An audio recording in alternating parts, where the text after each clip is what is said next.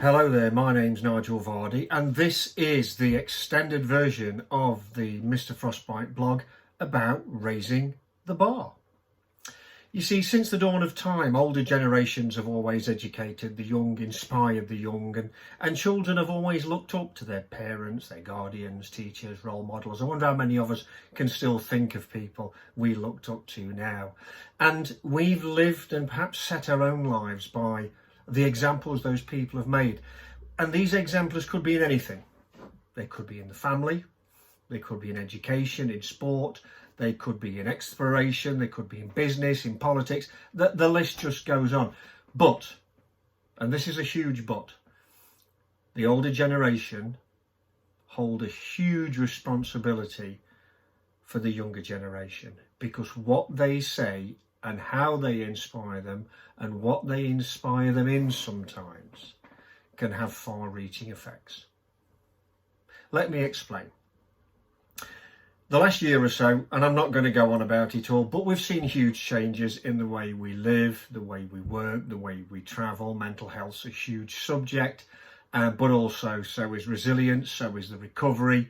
And more than ever now, we need to raise the bar and set it high and show people our strengths and share them with them, show our energy, show our determination and our drive, because we must get to a brighter future than we've seen in the last few months and years. We have to make the world a better place.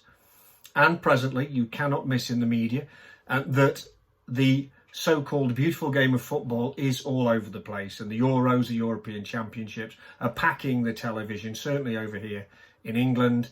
Social media's full of it, conversations are full of it. It's just non-stop. And however you view football, and it's not my cup of tea all the time, but you know, it is a big thing. You cannot deny that huge parts of the population are talking about it. They're thoroughly enjoying the matches, the banter, the punditry, and everything comes with it. Now, I was never very good at sport as a child. I played football at school, but I was pretty hopeless, to be honest. My dad played locally for a local team, what was then called Belper North End, and he absolutely loved footy. And indeed, the first time my mum ever felt me kick, apparently, was at a football match with my dad. And they do tell me this great long story. They went to see Derby play at Sinsel Bank in Lincoln, I'm assuming in 1968. And apparently it rained all night and they were out on the terrace or the bank or whatever it was. They got drenched and were with two friends and had to apparently scale walls and all kinds of things to get off the ground afterwards. And they ended up in a pub, and they always tell me the story. They took the shoes and socks off to try and dry their feet because they were absolutely drenched. Now, apparently Derby won 3-0 away that day, so that's good enough for me dad. And I used to go to a few Rams matches with my dad, predominantly at what I call Pride Park. I used to get free tickets to go and I could take a guest, so I always took my dad, because my dad loved the football. But he spoke more, I suppose we all do, about the older times. We always go on about how years ago it was better, and massive encounters where, you know, if it snowed, you brushed the line, put an orange ball down. If it was foggy, apparently my dad said, if you could sit in the centre of the pitch as a spectator at the edge, you couldn't see either goal, and the players would shout to each other to tell them that the opposition was coming. And right next to the old baseball ground in Derby was a place called Lee's Malleable Castings. Another long story, but basically when they got a contract on, they fired the foundry up and loads of the smoke used to fall inside the ground and make visibility horrendous and probably breathing as well. But they still played. There were horrendous encounters in those days. I remember, sadly, violence at the time. But also on the pitch, Franny Lee and Norman Hunter would usually have a punch-up. And, you know, that would stop the match. And I have put links to a number of things explaining this in the blog. They would get the fists out, and this was full-on fighting. This wasn't even just a shove. And I'm not saying it was great, and I'm not saying it was right, but very little stopped a game of football. Now, I'm a Derbyshire lad, and if you want proper football, I always say, come to Ashbourne at Shrovetide and watch us have a Shrovetide match. And then you'll see what we think over here football is. But that's the past. Obviously, we still pay the Shrove Tide. But that's the past, and that's how we viewed football, of muddy pitches. People were covered in goo from head to foot. And unless it was absolutely frozen solid, you got your boots on and you got out there. Move forward to today. Many players in sport hold huge headlines, and that's nothing wrong with that. But money has started to invade every sport, I suppose. Status, media machines, the rest of it. And it really saddens me that being loud and brash seems to enhance some people's careers. And I really don't think that's a cause for celebration. Not in games where we see players, some of them on multiple hundreds of thousands of pounds a week. And I don't think anybody on this planet, unless they are going to save the earth from annihilation, is worth anything like that. But they come out on a very posh lawn and kick a bag of wind around, as I've heard some people describe it. And a great many of them, I'm tragedy to say, and again there are links to this, do they really get pushed to fall? People get hit on the leg and say they've been hit in the face. There's a very famous incident I've tagged in. And there are multiple cameras watching you. The world is watching you, and you think you can get away with it. And it just stuns me. If I was done for speeding and I got a camera that said, "You have been speeding, sir," you get the fine. And yet people seem to think that poor behaviour is perfectly acceptable and they can get away with it. Now, this stuns me because this is not setting the bar, or is it? Are you setting people up for a fall that they say, well, they can get things wrong and they get paid loads of money and they have a bit of a strop and everything's all right? So why can't I?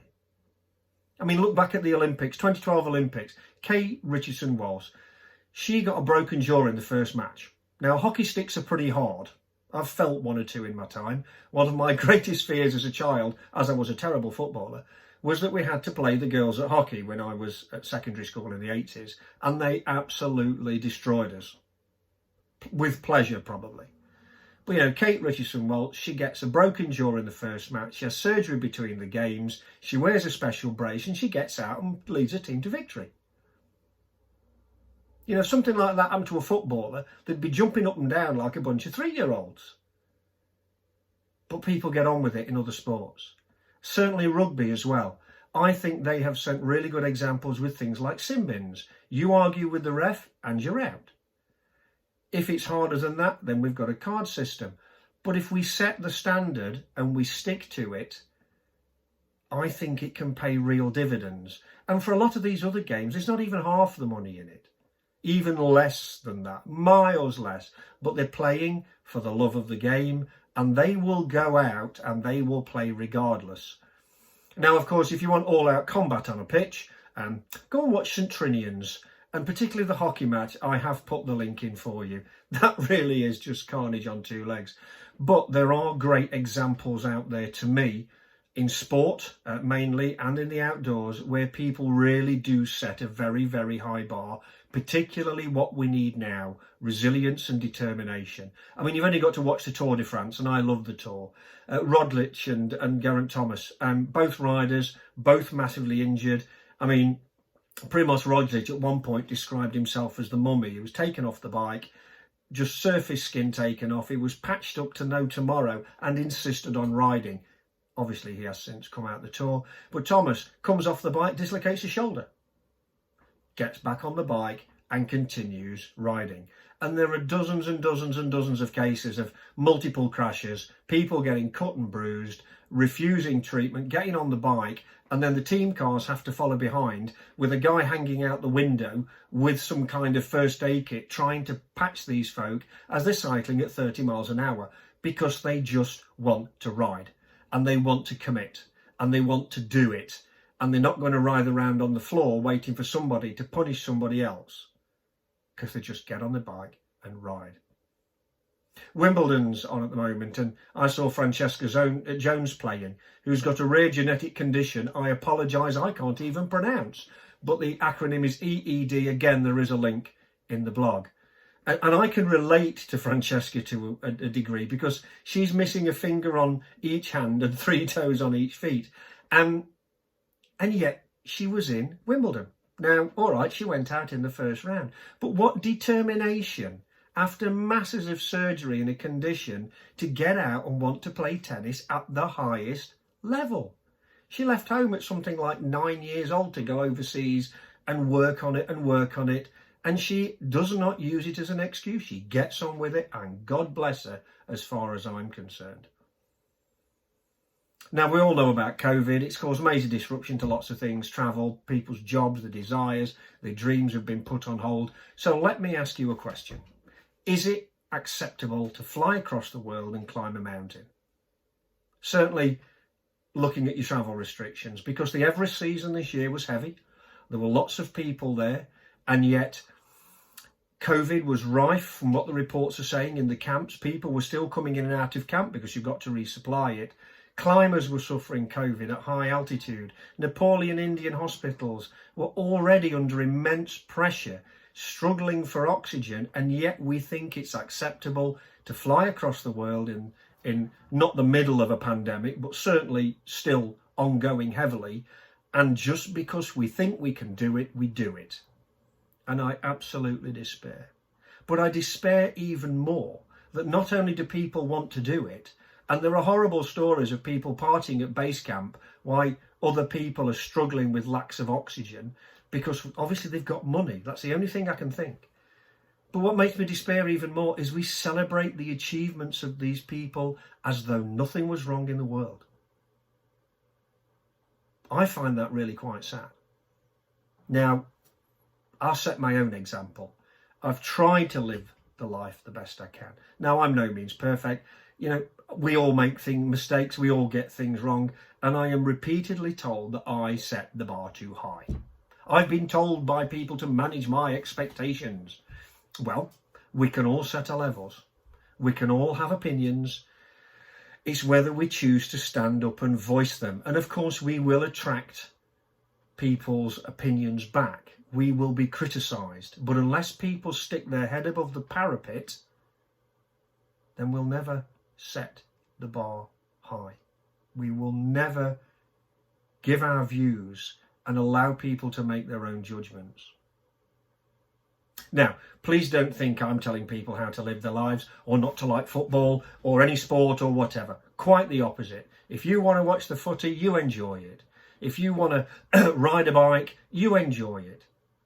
But remember this: the books you read and the TV that you watch, the shout or the whisper, the slamming of a door or the delicate close, the grimace or the smile, the way you act and the examples that you set and other people see may alter their lives, whether you feel it, like it, understand it, or not. I hope you've enjoyed that little rant of mine, perhaps, about raising the bar. There is obviously the text version, a much shorter version, on my website, and all the links, of course, to all the articles that I've been talking about. So you set your own bar, have a lovely time, and I hope to catch you very soon.